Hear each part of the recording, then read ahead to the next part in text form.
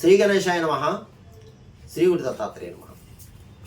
ఈ వీడియోలో మనం ఈ రోజున 2024 జనవరి మాసంలో వృషభ రాశి వారికి ఎలా ఉందో తెలుసుకుంటాం. వృషభ రాశి కృతిక 2, 3, 4 పాదాలు, రోహిణి 1, 2, 3, 4 పాదాలు, మృగశిర 1, 2 పాదాలు ఈ యొక్క వృషభ రాశిలోకి వస్తాయమ్మా. అయితే ఈ రాశిలో ఉన్న స్త్రీలకు పురుషులకు ఈ మాసంలో మిశ్రమ ఫలాలు గోచరిస్తున్నాయి. అయినా సరే మీరు కంగారు పడాల్సిన పనేది లేదు. కుటుంబ సఖ్యత బాగుంటుంది. అలాగే దంపతుల మధ్య ప్రేమానురాగాలు ఉంటాయి. కాకపోతే అంటే అప్పుడప్పుడు కాస్త చికాకు కలిగించే సంఘటనలు ఉంటాయి. అది మీరు కంగారు పడవద్దు. అలాగే మాటకు పెంచి అనవసరంగా వాదాలకు దిగొద్దని మనవి. ఇకపోతే ఆదాయం బాగానే ఉంది, సమయానికి ధనం చేకూరుతుంది. కానీ అధిక ఖర్చులు ఉంటాయి. అధిక ఖర్చులు, అనవసర ఖర్చులు, వాహన రిపేర్లు, ఇంటి రిపేర్లు ఇలా వగేరా ఉంటాయి. అలాగే పెట్టుబడి విషయంలో చాలా జాగ్రత్త. అనవసరంగా పెట్టుబడి పెట్టొద్దు దేని మీద. ఇన్వెస్ట్ చేసేటప్పుడు మీరు ఆ వ్యవహారం ఎవరన్నా పెద్దలను సంప్రదించండి, అనుమతిని సంప్రదించండి. ఇకపోతే ఆరోగ్య విషయంలో జాగ్రత్త. ఏమాత్రం అనారోగ్య సూచన కనిపిస్తే తప్పకుండా వైద్యం సంప్రదించండి. అశ్రద్ధ మాత్రం చేయవద్దు. ఇకపోతే ధన విషయంలో బాగుంది. ఏదో ధనం చేతికొంటుంది. మీరు విందు వినోదాలు పాల్గొంటారు. అలాగే కొన్ని విలాస వస్తువులు కొనుక్కుంటారు. మీకు వాహన యోగం కనిపిస్తుంది. లేదా పాత వాహనమే కొత్త వాహనం, లేదా డైరెక్ట్గా కొత్త వాహనం కొనుక్కోవడం జరుగుతుంది. తీర్థయాత్రలు చేస్తారు. అలాగే సంఘంలో గౌరవ మర్యాదలు పొందుతారు. బంధువర్గం వారు, మిత్రవర్గం వారు కూడా చక్కగా వారి యొక్క సహాయ సహకారాలు మీకు అందిస్తారు. అయితే ఏంటంటే కొత్త వాళ్ళని నమ్మొద్దు. కొత్త వాళ్ళు పరిచయం అవుతారు. కొత్త వాళ్ళు మాత్రం పరిచయం అవుతారు. వాళ్ళని నమ్మొద్దు. వాళ్ళకు దూరంగా మాత్రం ఉండండి. వాళ్ళని నమ్మి అనవసరంగా డబ్బు విషయంలో, బంగారం విషయంలో, పత్రాల విషయం జాగ్రత్త. పాత మిత్రులు కలుసుకుంటారు.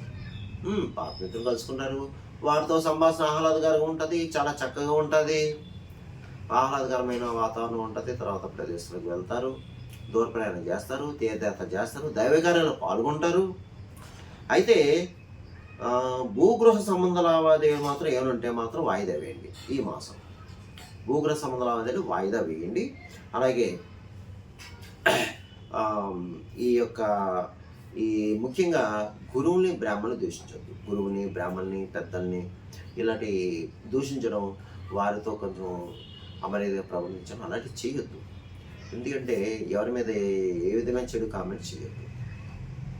వారు అవమానపడ్డారనుకో, మీరు మీ మాటలు వాళ్ళకు నొచ్చుకుంటే, మనసు నొచ్చుకుంటే వారి ఆగ్రహానికి మీరు గురవుతారు. అప్పుడు భగవంతుడు కూడా మిమ్మల్ని రక్షించలేడు. అది మాత్రం గుర్తుపెట్టుకోండి. ఇకపోతే మిగతా విషయాలు బాగున్నాయి. వృత్తిపరంగా బాగుంది. ఎవరు ఏ వృత్తిలో ఉన్నా ఆ వృత్తిలో మంచి రాణింపు, మంచి గుర్తింపు ఉంటుంది. చక్కగా ఒక్కో స్టెప్ ఎక్కుతారు. చక్కగా మంచి సువర్ణ అవకాశాలు వస్తాయి. అలాగే మంచి ప్రజలు గుర్తింపు తెచ్చుకుంటారు. అన్నీ బాగున్నాయి. అన్ని విషయాలు బాగున్నాయి. అలాగే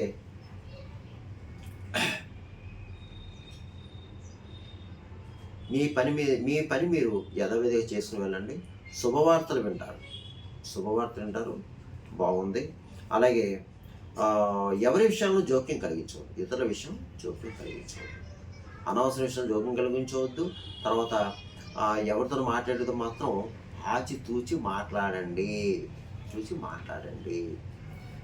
తీర్థయాత్రలు చేస్తారు. తీర్థయాత్రలు కూడా పుణ్యక్షేత్ర దర్శనం ఉంది దీంట్లో మీకు. అయితే వెళ్తేనే మంచిది. మీరు పుణ్యక్షేత్రం వెళ్తే మంచిది. ఇక రియల్ ఎస్టేట్ వర్క్ బాగుంది. స్పెక్యులేషన్ లాభిస్తుంది. అలాగే మోటార్ ఫీల్డ్ వర్క్ కూడా బాగుంది. మంచి అవకాశాలు వస్తాయి. అలాగే ప్రైవేట్ కాంట్రాక్ట్స్ కూడా మంచి అవకాశాలు వస్తే బాగుంది. ఇక కళారంగంలో ఉన్న వారికి అవకాశాలు వస్తాయి. అవకాశాలు ఉపయోగించుకోండి. అంటే సినిమా, టీవీ రంగంలో ఎవరైతే ఉన్నారో వాళ్ళకి బాగుంటుంది. మంచి అవకాశాలు వస్తాయి. దాన్ని ఉపయోగించుకోండి. తర్వాత రాజకీయ నాయకులు ఎవరైతే ఉన్నారో రాజకీయ నాయకులు కూడా బాగుందని మీకు సంఘంలో ప్రజల్లో మంచి గుర్తింపు తెచ్చుకుంటారు. కాదు మీ మీద అసూయ రాగద్వేషాలు ఉంటాయి, మీకు తెలియని శత్రువులు ఉంటారో అది మాత్రం జాగ్రత్తగా చూసుకోండి. ఇక అన్ని రకాల వ్యాపారస్తులకు బాగుంది, జాయింట్ వ్యాపారస్తులకు బాగుంది, అలాగే సొంతంగా వ్యాపారం పెట్టుకోవచ్చు, బాగానే ఉంటుంది, ఆదాయం బాగుంటుంది, మంచి లాభాలు వస్తాయి. ఇక ప్రభుత్వ పరంగా ప్రైవేట్ పరంగా ఉన్న ఉద్యోగస్తులకు బాగుంది, చాలా చక్కగా ఉంది. ఉద్యోగ ప్రయత్నం చేసుకోండి. అంటే ఇతర దేశం వెళ్ళే వరకు బాగుంది, ఇతర దేశం ఉద్యోగరీత్యా వెళ్ళే వరకు బాగుంది, ప్రయత్నం చేసుకొని మీరు సక్సెస్ అవుతారు. అయితే ఉద్యోగస్తులకి కాస్త స్థల మార్పు ఏదో కనిపిస్తుంది, అలాగే ఇంక్రిమెంట్లు వస్తాయి, శాలరీస్ పెరుగుతాయి. మిమ్మల్ని మీ పై అధికారులు ప్రశంసిస్తారు, తోటి సహోద్యోగులు కూడా మిమ్మల్ని ప్రశంసిస్తారు. అలాగే విద్యార్థులు ఎవరైతే ఉన్నారో మీకు కూడా బాగుంది, చాలా చక్కగా ఉందండి, మీకు చక్కగా చదువుతారు. ఇతర వ్యాపకాలు అయితే ఇవే ఉండవు. ఇక వివాహం కాని అబ్బాయిలు కూడా ఉంటే ప్రయత్నం చేసుకొని మీరు మీ ప్రయత్నాలు ఫలిస్తాయి. నేను చెప్పిన ఈ రాశి ఫలాలు గోచార ఫలాలు కేవలం మీకు ఒక 30-40% మటుకు పనిచేస్తాయి. మిగతా 60% మీ జన్మ జాతకాన్ని బట్టి ఉంటుంది. మీ జన్మ జాతకం, జన్మలగ్నం, లగ్నాతో ఉన్న గ్రహాల యొక్క మిత్రత్వం ఎలా ఉంది, ఏంటి మైత్రి యొక్క పరిస్థితి, దాన్ని బట్టి ఆధారపడి ఉంటుంది జరిగే దశాంతర దశం. ఎందుకంటే నాకు ఇవన్నీ కూడా మీకు అందరికీ జరగాలని లేదు, జరగకూడదు లేదు, రాశి ఫలాలు గోచార ఫలితాలు మాత్రమే. ఎందుకంటే చాలామంది కాల్ చేస్తారు, గురుగారు మీరు చెప్పినవి జరిగిన కొంతమంది, జరగని కొంతమంది కాల్ చేస్తారు. కాబట్టి మీరు నా వీడియో వచ్చేసి వీక్షలు దయచేసి గమనించండి. మీకు ఏదన్నా సలహాలు కానీ సూచనలు కానీ లేదా జాతక రీత్యా కానీ కావాలంటే కింద ఉన్న నెంబర్కి మా ఆఫీస్ వాళ్ళకి ఫోన్ చేస్తే అపాయింట్మెంట్ తీసుకుని మీకు సలహా సూచన ఇవ్వడం జరుగుతుంది.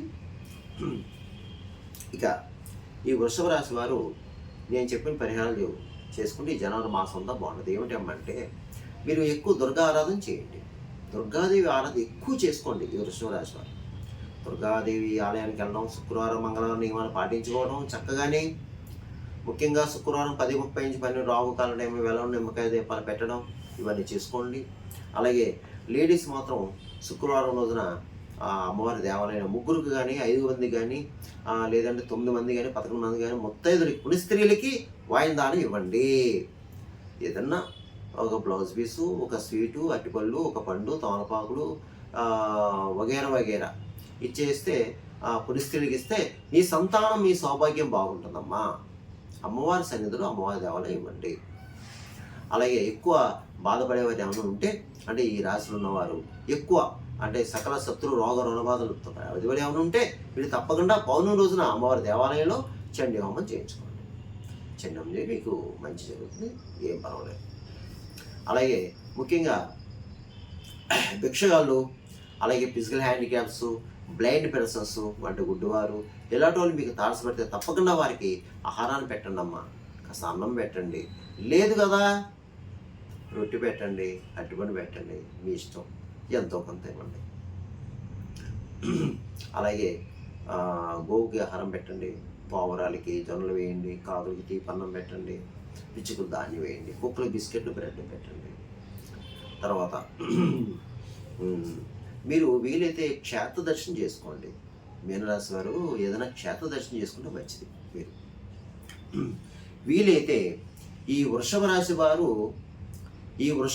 వారు క్షేత్ర దర్శనం చేసుకోండి. క్షేత్ర దర్శనం అంటే అమ్మవారి క్షేత్రాలు ఉంటాయి కదమ్మా, అమ్మవారి క్షేత్రాలు ఏదైనా సరే, ఏ క్షేత్రం సరే, అంటే విజయవాడ లాంటి క్షేత్రాలు, విజయవాడ, కంచి, మధురై, తమిళనాడు, ఇలా ఏదో ఒక క్షేత్రం, లేదా అష్టాదశి పీఠాలు ఉంటాయి కదమ్మా, దాక్షారామం అని, పిఠాపురం అని, ఏదన్నా సరే అవకాశం ఉంటే క్షేత్ర దర్శనం చేసుకుని అమ్మవారికి ఒక గొప్ప చేయించుకోండి, మంచిది, మేలు చేస్తుంది మీకు.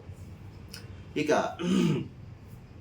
నేను ఈ చెప్పిన పరిహారాలు చేసుకోండి, ధైర్యంగా ఉండండి, అడుగు ముందుకేయండి, ధైర్యంగా ఉండే అడుగు ముందుకేయండి, ధైర్యాన్ని విడనాడొద్దు, అధైర్యం పడవద్దు, ఏది వచ్చినా తోసర ఆటగట్టు, మీ పనులన్నీ ముందుకు సాగుతాయి, ధైర్య సాహస లక్ష్మి అవుతాయి, ఏం పర్వాలేదు, అందరికీ కూడా మంచి జరుగుతుంది, మేలు జరుగుతుంది. సర్వజన సుఖం శుభమస్తు, స్వస్తి.